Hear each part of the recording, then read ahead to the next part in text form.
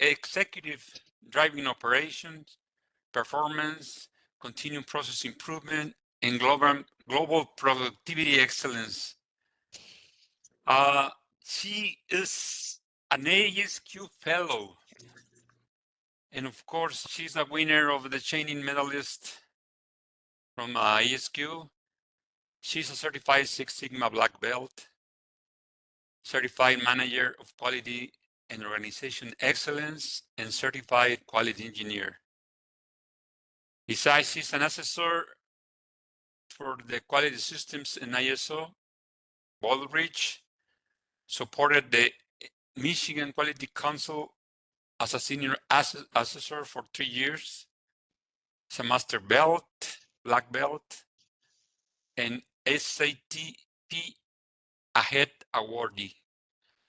She initiates, drives, and delivers results in global manufacturing and distribution companies for a long time, and 4 of the sites have won the prestigious AME Manufacturer Excellence Award in 2014-2016. One site has been recognized by Industry Week as a 2017 Best Plant in North America. She is a co-author of several texts in quality management and Lean Six Sigma.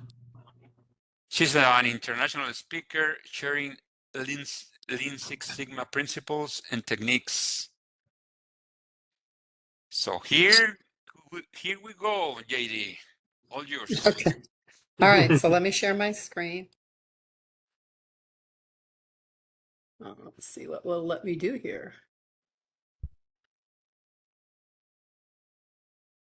So share entire screen. Okay, share. All right, let me know if you guys can see everything.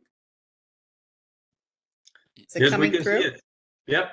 All right, yes, let me get it in slideshow. So I also won the USA Women in Manufacturing Hall of Fame.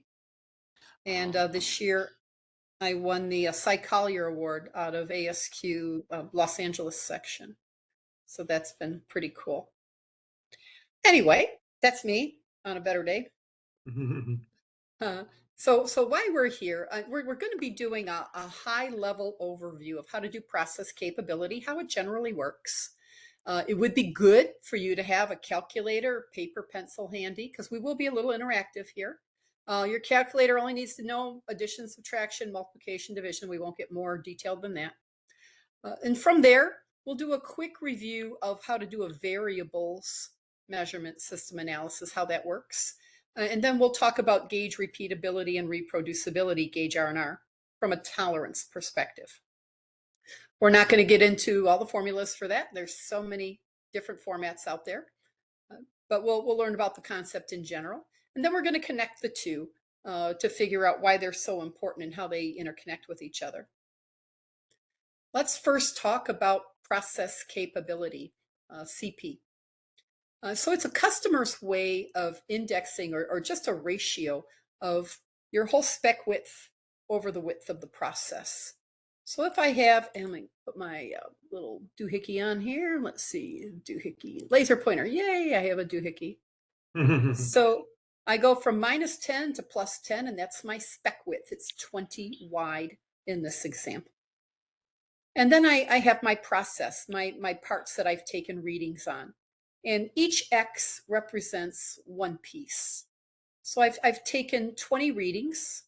I've got one reading that measured a 2. I've got 3 that measured a 3, 4 that measured a 4, and so on. And this is what my distribution looks like. So my sample size is 20. The average of all of these readings is 5. I'll go over how to calculate the sigma later on. But right now I'm going to tell you that the sigma is 1.67. Now, even though these are the parts I found, I can actually calculate and determine with a pretty good accuracy how big, if I keep taking samples, if I keep taking readings, what really will be in my population. So I've got my average here. And to get this upper tail of my process, the formula is I take the average and I add 3 sigmas to it. So 1 sigma is 1.67. 3 of those, 3 times 1.67, turns to be about 5. So if I have my average at 5, and I add to it 3 sigmas, which is another 5, that's telling me that my process will be at 10. Now, I didn't find any 10s. I found an 8. The 8's the biggest part I found. Okay. But if I keep taking readings, if I keep taking samples, I will find a 10 eventually. On the other side, we do the same thing. I have my average, and I'm going to subtract 3 sigmas from that. 3 times that 1.67. So I have my average is 5, subtract 5, my lower tail is at 0. So the width of my bell, the fatness of my whole bell, is from 0 to 10, and that has 6 sigmas in it, 3 on the left, 3 on the right. So that whole distance is 10.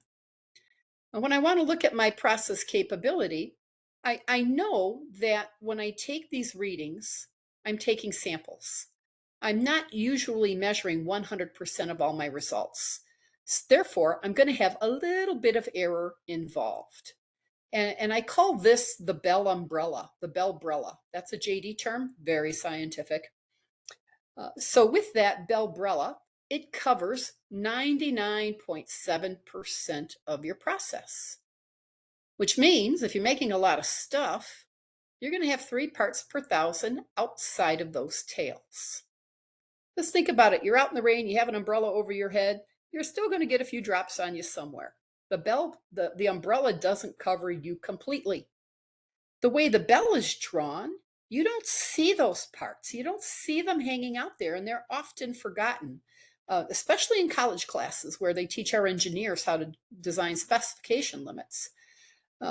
So you always have to keep in mind and remember that when you're using your process at plus or minus 3 sigmas, that's only going to cover 99.7% of your stuff, and you're going to have 3 parts per thousand outside of those tails. And sometimes that's okay, and sometimes it's not okay. So when we do this, oops, I'm sorry, let me go back a moment. So when we do this, I have my whole distance of my spec width, which is 20, and I'm going to divide it by the whole width of my process, which is 10. And 10 divided, or 20 divided by 10 is 2. So this whole bell fits inside of my specifications twice. That's nice. It fits in there nice and tidy. And you still have to remember for those stinking part and a half, those 3 pieces that are going to be out on either side. Now, when we take and we look at this a little bit more closely, they go to the next level called Cpk. And that has to do with how well the process is centered. So now in this case, I can see that my process isn't centered. The average is at 5. I was hoping I'd be at 0, but I'm not. But this time, I've cut my distance in half. I am looking at how the average compares to the closest spec line. In this case, it's the upper spec line of 10. So I look at that distance of 10 to the average, 10 to 5, and that distance is 5.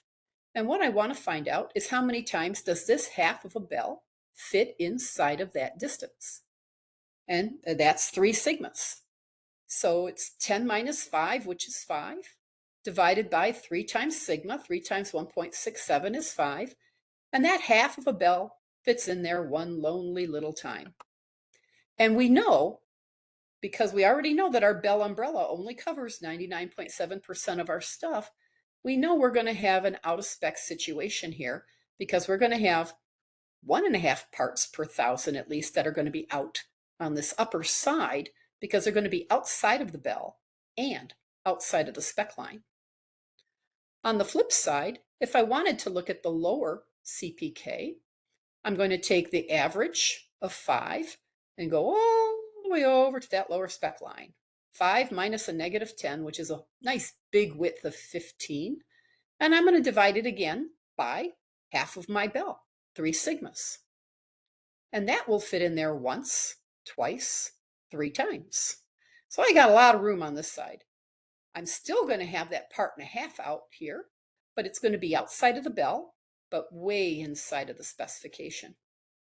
So we still always have to remember that while the bells are never drawn with those extra parts hanging out, we have to know that they're there. We have to be able to understand that those parts will be there. As long as you have a normal natural distribution, this is like a law of nature, you will have parts outside of your tails. So let's see how this works. You can see I have these big, thick black lines going on.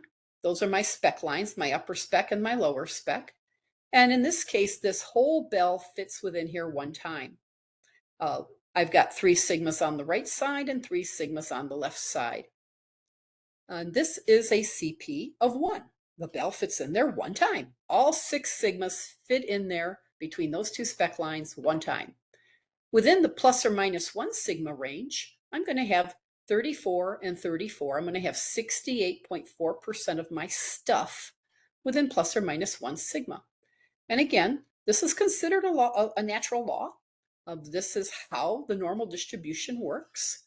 And you're going to have between plus or minus 1 standard deviation, 68.4% of your stuff. If I go to my second sigmas, I'm going to have another 13.6% on either side for another 27.2% of my stuff. So within plus or minus 2 standard deviations, plus or minus 2 sigmas, I've got covered 95.6%. That's a lot of product. If I go to my third sigma, I'm going to capture another 2.1% on either side. The bell is not a box. It's not a rectangle.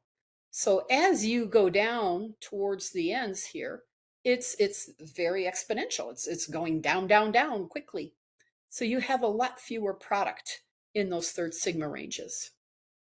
By the time you hit that fourth sigma range, you're at a very trace amounts of parts, 3 per 1,000 in general. So keep in mind, with a process capability of 1, that bellbrella is not going to cover you completely. You're going to have 3 parts per 1,000 out of spec. Now, if my bell goes on a diet, if I take care of some of my normal causes of variation, man, machine, material, measurement, method, and environment, and take care of those 6 things, and I get to skinny it up, I make a skinnier sigma. The rules still apply. 68.4% still fall within plus or minus 1 sigma. Another 95.6% fall within plus or minus 2 sigmas. But now you can see my bell is skinnier. I've got room here for both sides. Within my third sigma here, I've got that 2.1 going on either side. But now those parts that are going to hang out there, those 3 parts per 1,000, they're outside the bell. But in this case, they're most likely going to be within the spec lines. Typically, these 3 parts, and I say typically, these 3 parts hang out in that 4th sigma band. That's where they sit. They got like little magnets on them, and they just hang out here, right? Very, very close to that 3rd sigma, but they're in that 4th sigma band. So in this case, my process capability is 1.33. If my bell were to shift to the right or shift to the left, all of a sudden those little innocent looking 1.5 parts, they're going to be hanging outside of the spec line. And that could be problematic depending on the type of product or process I have. So now I'm going to do this again. I'm going to put the bell on another diet. And in this time, I've got 5 standard deviations that can fit between the average and the spec line. The bells are always drawn with plus or minus 3 sigmas. They're always drawn that way. That's an international standard. It's a global standard. Everybody does it that way. They just keep forgetting to mention that those stinking 1.5 are out on either side. So that bellbrella is still only going to cover 99.7% of your stuff. And in this case, that's okay, because they're going to hang out there in that 4th sigma band. And you've got pretty much nothing hanging out in the 5th sigma. That's pretty much what they say. In this case, I've got room for 5 sigmas that can fit between my spec line and my average. So if you do the division 5 divided by 3, that gives you the 167, or 1 2/3. And this is all really nice and tidy as long as your process is on the center. Going on to the last iteration here. Again, spec is in the same place. And now I've got room for 6 standard deviations between the average and the spec line. The percentages remain the same. They're just a lot more squished up because your process is a lot skinnier than it was when we first started. We've made some changes and it's allowed a much smaller standard deviation to happen. Oh, stinking 1.5, that's still going to be outside in that 4th sigma range. Nobody draws it, nobody sees it, but you just have to remember that they're there. In this case, this whole bell can fit inside of this twice. When we say that something has 6 sigma quality, it means that you have room between the average and the spec line for 6 sigmas to sit in there. You've got room for 6 of them. That's what 6 sigma quality means. And in this case, you can see that my whole bell can fit in there twice. And then this is a process capability of 2.0. So typically when we start out on our process, when we make our very first production run, start of production, launch, I've got my best operator. I've got one set of raw materials. I've got one machine setup. I've got one set of environmental conditions. I've got all of the right, all of the right things going on that my parts are going to come out as optimally as possible. And we call this the initial process capability. Typically, we want that to be around a 2.0. We want that bell to fit in there twice. Because later on, and this is a JD term, shift happens, and I always have to say that very carefully. The bell's you're going to get variation. You're going to get multiple changeovers, multiple material lots, summer, spring, winter, fall. You're going to be running first, second, third shift. You're going to have tooling changes, tooling wear. All of these things are going to naturally and normally occur in your process, and your bell's going to either shift to the left or shift to the right. It's going to do that horizontal bop, or it's going to get fatter. It almost never gets skinnier unless you change equipment. So typically it doesn't ever get skinnier from what you started with. It typically gets fatter. It de-evolves from that initial condition. So your long-term process capability, it gets into usually a 1.33 level position. They call that the 1.5 sigma shift. There's people that say that's what happens, others that don't. I don't get into an argument over it. I know what I've seen in 40 years. When I start out with a beautiful, pretty first off launch with a 2.0 CPK, it ain't 2.0 anymore sometime later. It's de-evolved to something worse because the bell is experiencing normal and natural variation. And because of that, I see, it's allowed to de-evolve to that 1.33 level, just so long as you have room for one more sigma between that average and that spec, or between the spec line and your third sigma. You need one more sigma's worth of room between there so that you don't have risk of creating an out of spec product. So now here's the time where you're going to get your calculators and you're going to be helping me out here because you're going to be doing work in a few moments. We're going to do a couple of examples. And here I have this fat blue bell here. And I have a process capability of 0.67. So we've done the math. You're going to get to do that in a few minutes. But this is a one-sided capability table for ppm, part per million. So if I have a 0.67, I'm going down that left. My mouse is really dragging on this. I don't know why. Let's see if it works any better with, nope, that other mouse doesn't work any better. So CPK, it says the A.BC. So the A and B are red. So that would be the 0.6. So I'm running this down to 0.6. Maybe I am, if I can get my little cursor to behave.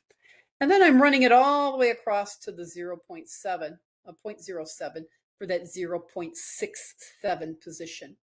And that's telling me I'm going to have 22,216 parts per million on one side of this process, just on one side, because this is a one-sided table. Now, because my process is centered, I can just multiply that by 2 because I'm going to have the same thing on the other side as well. So I'm going to have 44,432 parts per million. To calculate that into a percentage, you just divide your answer by 10,000 because most of our leaders, they're not so good with ppm. It's much easier to deal with percentages. And then if I know that I want to make a justification for equipment or overtime or sorting or whatever expenses there are, I need to know what my risk is going to be. If I make 1 million parts and I'm going to have 2.2% or 4.44% risk, I can start to justify how much that's going to be. And that helps us with our ability to speak with upper management. Moving on to a different example. If I have a process capability of 1.0, like this blue bell over here, you can see that bell fits in there one time exactly. And we know in the back of our heads that that bell umbrella only covers us 99.7% of the time. So I'm going to run over to my little handy dandy table here, 1.00, and that means I'm going to have 1,350 parts per million. Now, if I'm making tabletops, that might not be critical. If I'm making airbags, that could be a whole different ballgame. So it depends on the type of feature we're looking at, if it's a critical safety feature or if it's not a critical safety feature, determines on what kind of reaction you need to have. So I know I've got 1,350 on the right-hand side. Again, since my bell is centered, it's going to be the same on the left-hand side. And in this case, I'm going to have about 0.27% out of spec. And we round that up to 3. And that's why I say we've got 3 parts per 1,000 that are going to be out on this bell umbrella. Let's look at another example. In this case, the bell is shifted to the right-hand side. I still have an upper CPK of 1.0, that 3 sigmas that fits in between the average and the upper spec line one time. Same math, 1.350 on the right-hand side. But I'm not going to have an issue on the left-hand side because that comes into 3.0 and my table only goes down to 2. So I'm not going to have what's considered any risk of non-conforming parts on the left-hand side. So in this case, I have a ppm of 1,350. If I divide that by 10,000, I've got 0.14% of risk on my right-hand side. And we'll look at one more. Here my bell is centered. I've got a process capability of 2.0. That's where my table goes down, all the way down to 2.00. And essentially it says I don't have any parts out of spec on either side because while that 99.7, while those 3 parts per 1,000 will be outside of those tails, they'll be within the specification limit. So now here's your fun. We're gonna teach you how to do sigma, and then we're gonna get you into some work. So how to calculate sigma? Let's look at this. In this case, you've got the formula for sigma on the top right-hand side. Sigma is the square root of that big fancy E, that's epsilon, which is a big fancy plus sign in Greek. I'm going to take the average minus the individual value of every one of my readings. And I'm going to square that and I'm going to add those all up. And then I'm going to divide that whole value on top by n minus 1. And n is my sample size. So what we're going to do here is we're going to do some fancy plugging and chugging. Now, when I went to college, we didn't have calculators like we got today, and we had to hand calculate sigma, which really sucked, but I still know how to do it. It's an unfortunate side effect. Anyway, just for simplicity, I've got 3 samples. I got a 2, a 1, and a 3. My sample size is 3. I've got 3 readings. The average of those 3 values is 2.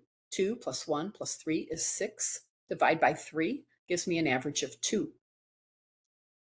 Now, if I start to plug this in, I'm going to take the first grouping, my average of 2. The blues are all the averages, 2 minus my first value of 2. And I'm going to square that feature. I'm going to add it to the next one, average again, minus my second value of 1. Square that, plus the average again, minus the third value, which is 3. Square that. I've only got 3 features here, so I've only got 3 things on top. But you can imagine how big and how long this would be if you had 50 pieces or 100 pieces or 1,000. This is where Excel and Minitab come into play. or whatever other statistical software you use. I'm dividing it by my sample size, which is 3 minus 1. Now, this is pretty important. The 3 minus 1 is what I call a punishment factor. You get punished. You get a fatter sigma with that minus 1 in there. And what we're doing is we're losing 1 degree of freedom. And this is because we are not taking every single sample that we had. If we were taking the entire population, if I made 1 million parts and I had 1 million readings, then I could have 1 million on the bottom and I wouldn't have to do the minus 1. But as long as I'm taking a sample, I must use the minus 1 in here. It gives you a factor of error so that you can be more robust in how you're doing your calculation for your sigma. Oops, not too far. So now I've got my 2 minus 2, which is 0, and I'm going to square that. My 2 minus 1, which is 1, I'm going to square that. My 2 minus 3, which is a negative 1, I'm going to square that. And then I'm going to divide that all by 3 minus 1, which gives me 2. 0 squared is 0, 1 squared is 1, and minus 1 squared is 1, and I'm still going to divide all that by 2.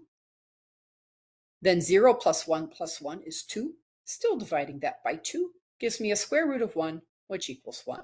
That is the hardest way to get to 1 that I have ever done. So that's it's just to get you to see how the standard deviation works and how it's working and making sure that you're using that n minus 1 formulation. Here's what the bell looks like, or the histogram. You can see I have 3 values plotted in my histogram. I've got a 1, a 2, and a 3. Those are my 3 x's. My standard deviation is 1. So 3 of those, starting from my average position of 2, my average is 2. And then 1 plus 1 plus 1 takes me to 5 on the upper tail. And backwards, it takes me to a minus 1. So my total distribution, should I keep taking parts, runs from minus 1 to 5. In reality, this is just a very small example. We would have 30 to 25 to 30 or more parts in a real sample. I just did this to show with 3, just so that you could see how the math worked. You really wouldn't do a standard deviation like this with only 3 values. So now you get to have some fun. If your last name is with A to F, you get to do the first example. If your last name is with G to L, you do the second one. If it's with M to R, you do the third. And it's with S to Z, you do the fourth. You don't have to take pictures of this until I get through to the fourth one, because then all of the answers will be revealed at the end. But if you want to do that, that's up to you. The formula here is on the left-hand side. And in every one of these blue bells, the specification is the same. The upper spec limit is 10. The lower spec limit is 0 in every case. So if I'm looking at this first one and I want to look at my CP, my process capability, it's the upper spec limit minus the lower spec limit, 10 minus 0. That's hopefully 10 in most people's book, and hopefully you won't need your calculator for that. Toes work just fine. Then you're going to divide that by 6 times 2.5, 6 times your sigma. And that's how fat that blue bell is from tail to tail. You're going to divide one into the other, and that's going to give you your CP. To do your process capability, your CPK upper, you're going to take the upper spec limit minus the average. So again, this is going to be 10 minus 5. You're going to divide that by those 3 sigmas on the right-hand side, and those are bigger. You're trying to shove that into that width of 5, and it's not going to fit. So it's not going to fit a whole time, so you're only going to get a fraction. On the flip side, on the lower side, it's the average minus the lower spec limit, 5 minus 0. And you're trying to do the same thing. You're trying to fit that left-hand side of the bell. You're trying to cram that into that small distance there, and it's not going to work.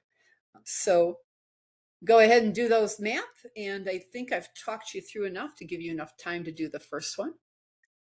And here are the answers for number 1. As we do the 10 minus 0 and we divide it by 6 times 2.5, that's going to be 10 divided by 15, which means that whole bell only fits in there 2/3 times. I've got 1/3 of my bell hanging out. And that's a problem. I've clearly got a scrap situation. If we look to our earlier one-sided ppm table, that's going to tell me that I have 4.4% non-conforming, 2.22 on one side, 2.22 on the other side. And the reason why they're the same all the way across is because the bell is in the center. It's centered. In the second one, we'll see how well you guys did. We have an average of 5 to the 10. So 10 minus 0 is 10. We're going to divide that by 6 times 1.67. Round that off, that's going to equal 10. 10 divided by 10 is around 1. Yep, it looks like 1. The bell fits in there just one time. Yay. Now when we look at the upper CPK upper, we've got 10 minus 5, the upper spec minus the average, and that gets divided by half of that bell, or 3 sigmas. 3 times 167. That's 5 divided by 5, which gives me 1 again. And then on the flip side, I've got my 5 minus 0, my average minus my lower spec limit, divided by 3 times 1.67. 5 divided by 5 is 1 again. And again, they're all the same across because the bell is centered. When we look at the third example, we're not centered anymore. Here, the average is 7.5. The upper spec limit is 10. The lower spec limit is 0.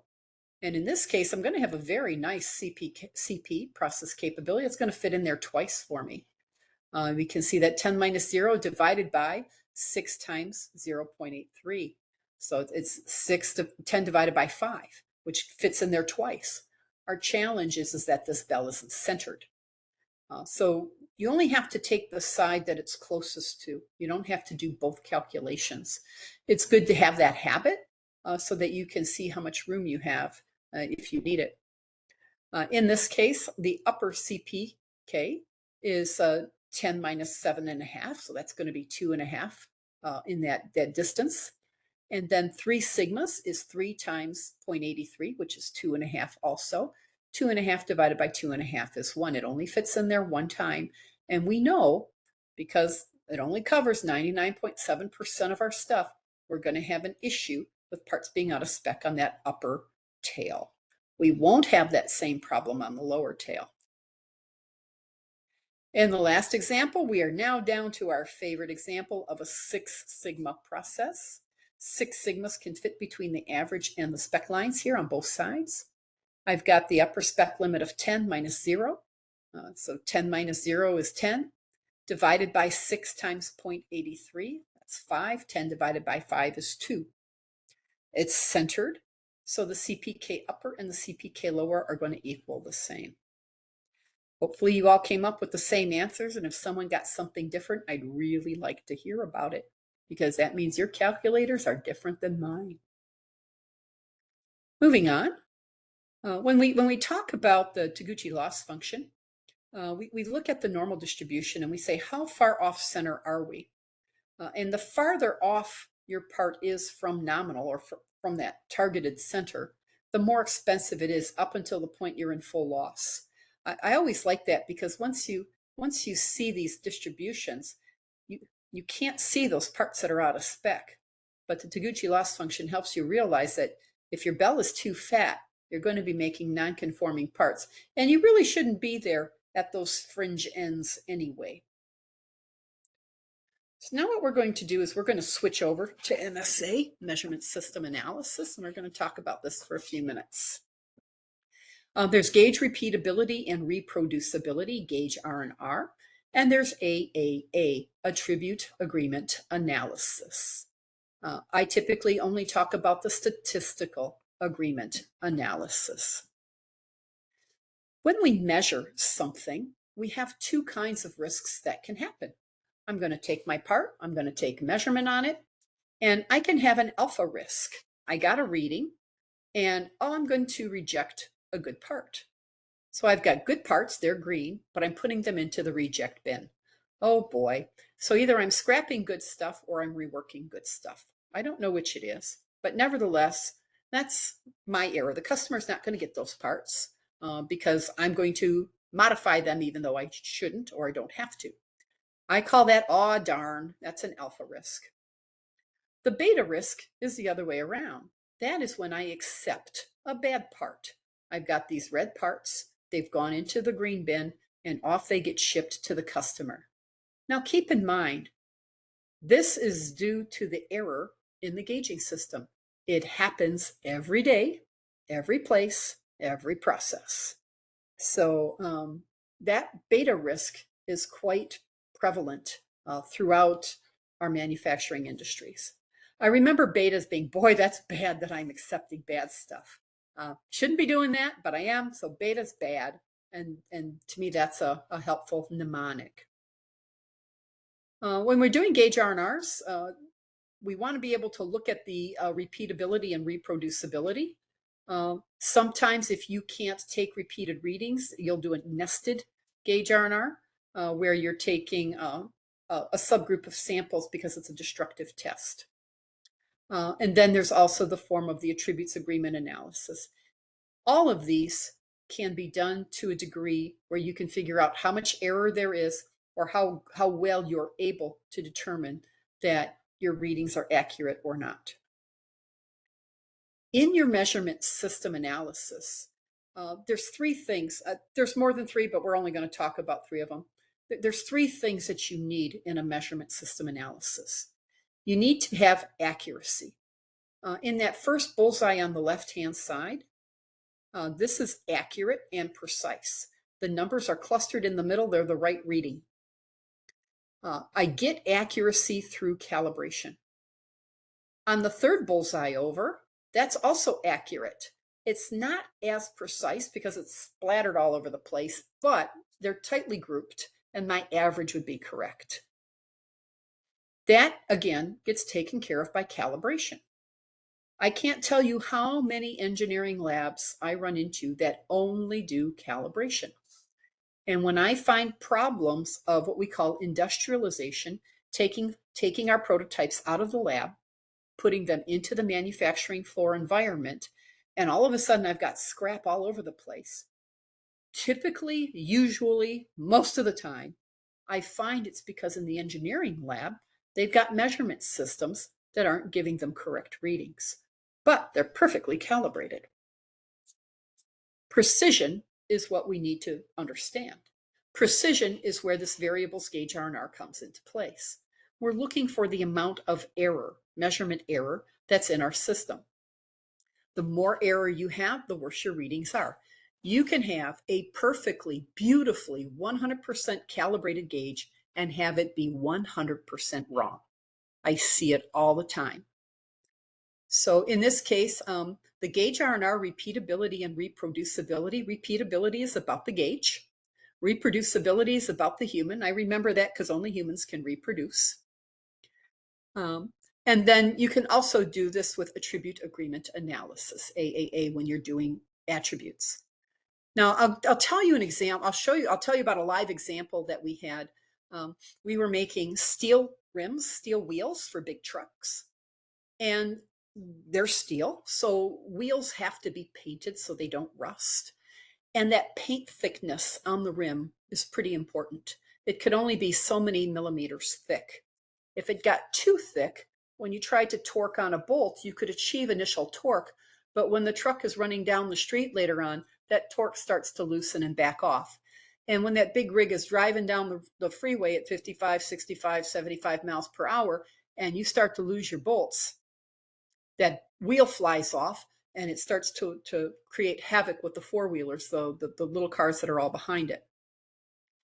So the people were using a little scanning device. They had a paint chip right there and they were calibrating the head of the gauge right on the paint chip. Yep, it's this many millimeters and the paint chip is calibrated and it's precise and yay, it's good. And then they would take that device and they would put it on the steel wheel and they'd get a reading. And the reading was always wrong. And what was happening is these wheels were coming through an oven process. The paint was being cured onto the product. And as a result of that, these wheels are coming out at about 100 degrees Celsius. And with that said, that really messes up with the magnetic inductance that's going on in the product. So while I might have a perfectly calibrated instrument, the application of how I use that gauge in the in situation in the field was completely not how it was intended to be used. Nobody knew that. So they ended up having a problematic situation where, you know, they had wheels being made with very, very thick paint. Well, so, oh, it's too thin. Well, it's got to run it through again, get more paint. Oh, it's still too thin. Run it through again, get more paint. After a while, you know, they couldn't figure out what was going wrong. You could actually saw the part in half and say, wow, I've got, you know, 30 mils on here of thickness of paint, but my gauge is telling me this. So they thought they had a broken gauge. Uh, so you have to actually make sure of how that instrument is being used, how well the operator is using it, and keep in mind this precision. Even if there's no human involved in the process, if it's an automated gauging, an auto compensating gauging, an electrical gauge, it has that same opportunity to have error. It doesn't have to be a human actuated instrument. So this precision is a pretty big deal. Typically, in my real life, I deal a lot with safety features. So for me, the JD, my measurement error, I never allow it to be more than 10%.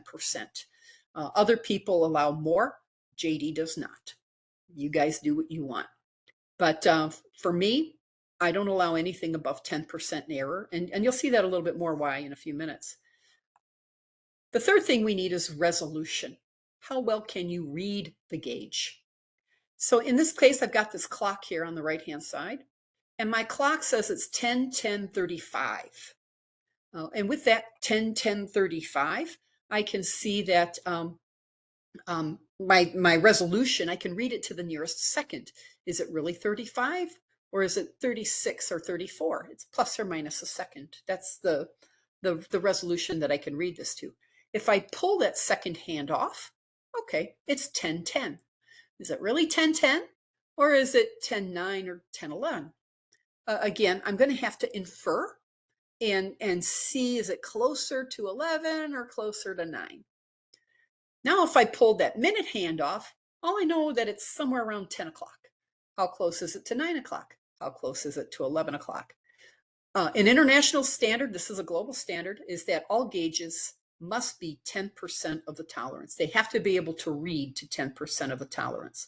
So for example, a spec of 0 plus or minus 10 must read to plus or minus 1. Oh, I see that that's missing on here. You guys can write that in there. A spec of 0 plus or minus 10 has to be able to be read to plus or minus 1, 10% of that. So I look at that as the three-legged stool. You need all three of those pieces to make sure that your gauge, that your operators can make a correct assessment. How do they know what they have? And are they making the right determination, the right disposition of the product that they're looking at? Or even if there's no operator involved, is your equipment making the right automated decision, pass, fail, pass, fail? So now let's look at this part, or let's look at this process. This process has a process capability of 1.0. It's a fat bell.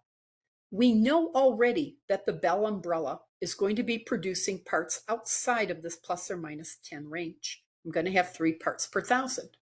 If my operator reads a 10, that black 10 right there, I'm going to accept that part. Yay me. It's good. My operator's going to accept it. My automated machine is going to accept it. But if my gauge has 10% error, which it's allowed to, it could really be a 9 or it could be an 11. So I could be making the wrong mistake 1/3 of the time, and I'm making a beta error. Every time I get a 10, it might be an 11. So I got a 1 out of 3 chance that I'm going to make the right decision, or excuse me, I'm going to make the wrong decision. That's pretty bad. And if I've got a process that is that fat to begin with, you will always have beta errors in your gauging system. If I have a part that reads 11, okay, I'm going to throw it away or reject it or put it through rework or whatever I need to do, whatever my control plan tells me to do. But it could be a 10. It could be a perfectly good part, or it could be a 12. And in this case, 1 out of 3 times I'm going to make the wrong decision and I'm going to throw away a good part. That's an alpha error. So if you're dealing with safety critical features, you can't have a process this fat because your gauging system will force you to make alpha and beta errors when you're doing your dimensional analysis. And you can't afford to have that happen in a safety environment. This is why we want to start with a 167 to begin with, or 2.0, or wherever you want to start, something less than 1.33. So with a more capable process, which means it's skinnier, I still have a 10% gauge. But now if my part reads 6, okay, it could be a 5 or a 7, but now it's impossible for me to make either a beta or an alpha error here. It's impossible. I can't make a bad decision here. And on top of that, my process is not going to create these parts. So I'm not going to get up here where that's going to be a problem. So if you're like I said, if you're dealing with safety features, you really need to make sure that your initial process capability is skinnier, that 1.67, 2.0, get that bell skinnied up and stuck inside those spec lines, because your gauging error will hurt you if you have parts if you're going to have parts in your process that come right out on the spec limit. So gauge R&R is needed everywhere measurements are taken. You need to take them at when you're in your engineering prototype labs. And these guys, they're not taking a lot of readings. They're making 2 or 3 prototypes, and they're going to grab a piece and they're going to say, yeah, that looks like a 10, okay. Or they've got this highfalutin equipment. Oh, it's perfectly calibrated. I did a engineering laboratory in France not too long ago, a couple years ago. They had 15 key pieces of equipment, and 12 out of the 15 had failing gauge R&Rs. And I mean failing, 30%, 40%, 90%, really, really bad stuff. And it wasn't difficult to get those fixed. It really wasn't. It was a matter of training and getting things stable and fixturing, and it was pretty much a mechanical engineering approach. Nevertheless, the engineering test lab is where I find a lot of errors happening, and that's where they're making those prototypes.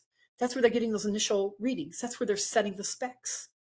And if it's not right at the beginning, you're just going to compile that and magnify it as you start to launch and get deeper and deeper into the release process. So we need it in product design in the engineering labs. You need it in process design when you're designing your equipment. Your suppliers need to be doing this. You need it in your product and process validation when you're actually doing your final tests. And then you need it for your normal production equipment or whatever you're going to measure with. So there's a lot of places that you need to take care of your gauge R&R.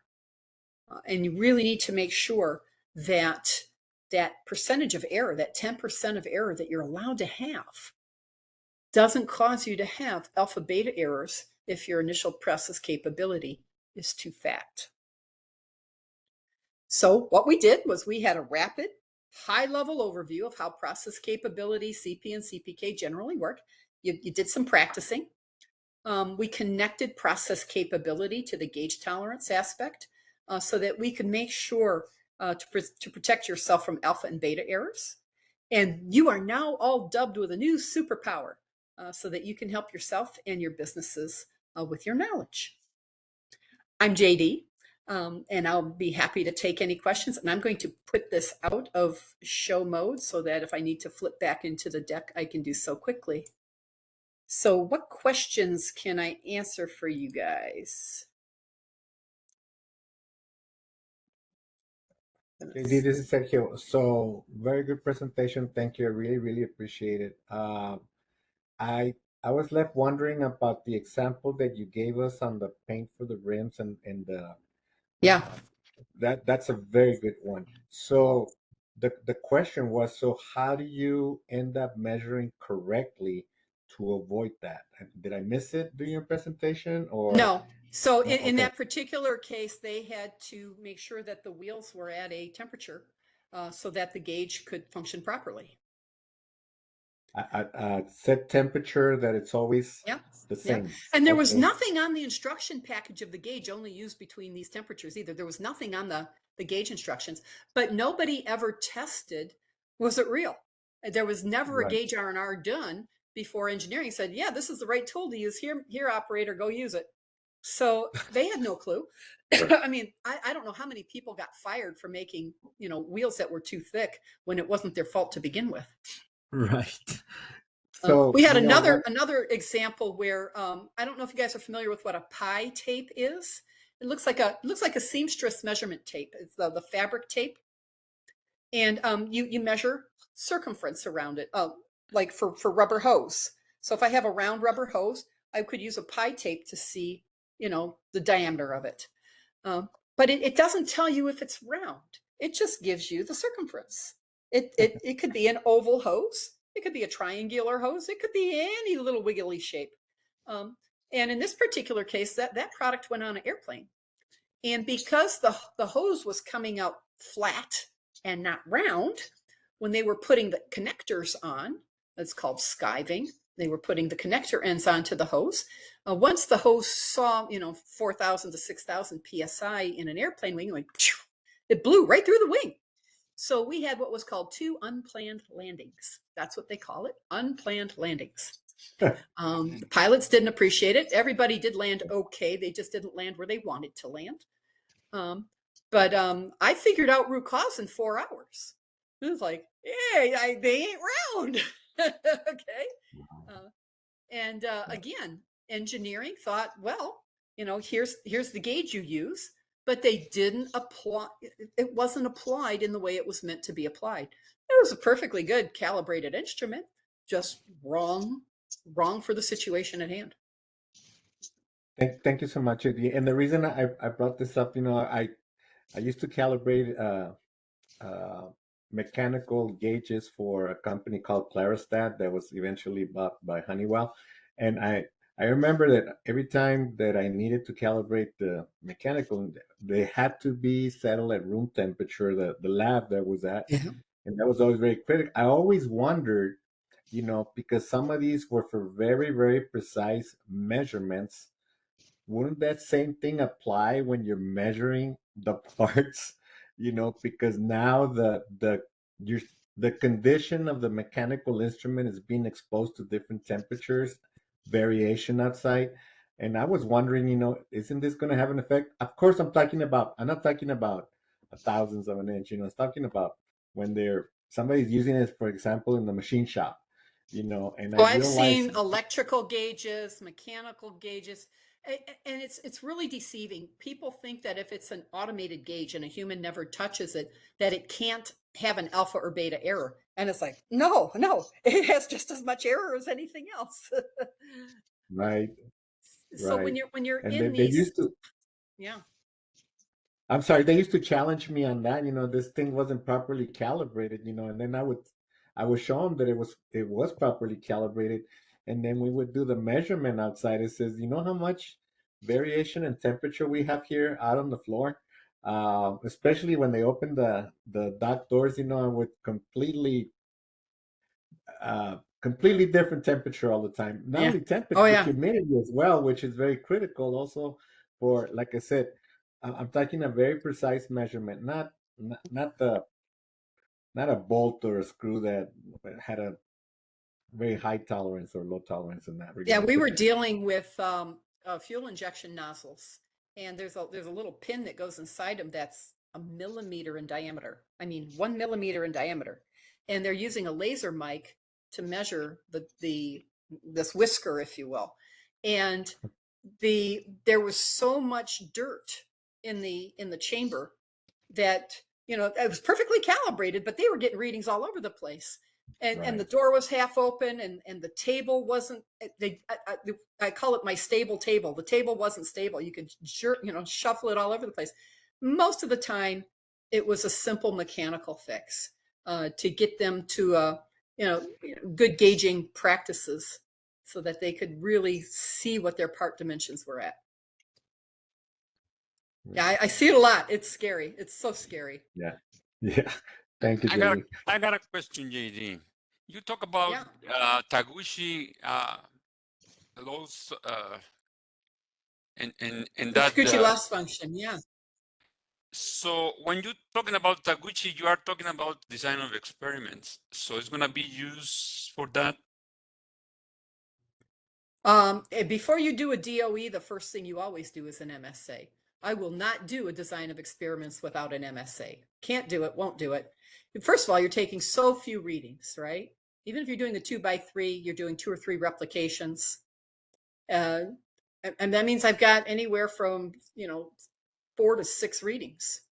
And your the gauge R&R is so critical then, because you're basing a lot on those results. You have to make sure that gauge R&R is clean. And that's not the intent of this Taguchi loss function here. For this particular picture, all Taguchi meant was that the farther you are off of target, all right, you lose efficiencies in your component. It fits less optimally. It's whether you're, however it's stacking, however it's mating, however it's engaging with its component pieces, it's less optimal up until the point then it's out of spec and now it doesn't work for you. So that's what this loss function is about. Yeah. Thank you. JD, I have a question. Yes, sir. It's a little conceptual in reference to the 1.5 shifting in the average to the right and to the left. Okay. Mm-hmm. What do you think, the statistician came up with the 1.5 sigmas? Well, I think I don't know why, but JD has an estimated guess. Because if you do 1.5 sigma, either way, it turns into 1.33 CPK, just by magic. So all I can say is that the math works. Yeah. I don't know that there's any real statistics behind it or not. Because that's when we run real processes in real life, we control the process so that it doesn't get worse than 133. Right. Because then we know we're at risk of having out of spec product. Therefore, that's your true parameters. You can't get past that. So if I start with a 2.0 and I wiggle it a little bit of this way and a little bit of that way, and I let all this stuff normally happen, and it de-evolves to a 133, it's just a 1.5. That's just that's just how it works. I don't know if that's the theory behind. There's so many books on it. I have not dived into it, but to me, I know that when I start an SOP, start a launch on the floor, start a production, it's never that way again. It's like the brand new baby, right? The car off the lot. You start to get everything and it's shimmy and shakes. Yeah. And I ask you this question because in some trainings, many people is asking, why the quality Six Sigma is using the 1.5 shifting to the right and to the left. If I use the straight, statistics, it's going to be the 6 standard deviations, and obviously nobody want to use that one, right? The Six Well, they Sigma, do. So if you start out with that, you're in good shape, because when it dances around a little bit, you're still okay. But it's not practical, because whenever you use the 1.5 shifting, you can deal with the 3.4 DPMO, exactly the same, equivalent to the 1.5 CPK. Is something practical, okay? And the probability to get out of the spec is going to be 99.99966, okay? So it's good enough. Yeah, and I agree with you. I just get into the point that you're never going to be as good as when you start. So you have to account for things to get messy. You have to account for growth in your process. Your variation is going to increase. Whether you say it's plus or minus 1.5 sigma, I don't care. You just better be aware that it ain't going to be at 2 forever as things start to happen. And what you can't do is you can't let it get worse than 133. As long as you're between 133 and 2, you're good all day long. Yeah. But if you start at 133, right, and then it de-evolves, now you're in trouble. I agree. I agree with you, Judy. Yeah, sure. Thank you. Yep. Now, really, aren't you saying there, like as you said, when you get to a initial, you start out with a CPK of 2, really you're working with a, as you said, you aren't seeing like every single production lot that's going to come through, right? So No, you're that's seeing your a initial really, setup. Yeah. yeah, you have That's very your run it limited, rate. you have very limited variation at the beginning because you've got the first sets of parts, but the true variation of all your incoming things doesn't happen, and that's No, why that's true. that's why we have to be real conservative at the beginning, and obviously maintain vigilance. But that's if I agree with you, starting with a 1.33, you're if you do Asking that, for you're in a trouble. desperate, Yeah. you're in a desperate state. You need to get going, and you've got it kind of okay, but you're going to have trouble. Yeah. So most people consider that very initial run, they almost call it machine capability, Mm-hmm. because your lot is the same, your setup's the same, your operator's the same, your environmental conditions are the same. So your normal causes of variation are pretty much gone, or reduced as much as possible. And all you're really seeing now is that of the machine. Mm-hmm. I've seen more than just the machine in variation for run at rate products and processes. My run at rates are typically anywhere from 1,000 to 5,000 pieces. They're huge runs. Mm-hmm. It's not 30, 40, 50 parts. And it just depends on what industry you're in. Nevertheless, I really, really encouraged my teams to get a 167 to a 2.0 on that initial first off, because I know that no matter what happens after day one, it's going to go to hell in a handbasket. And you got to make sure that it doesn't get less than 133.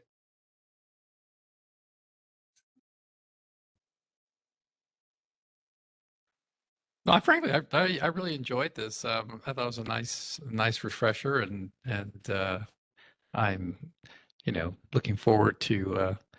There's some reminders in here for stuff that I'm working with on my class. So as I said, it's really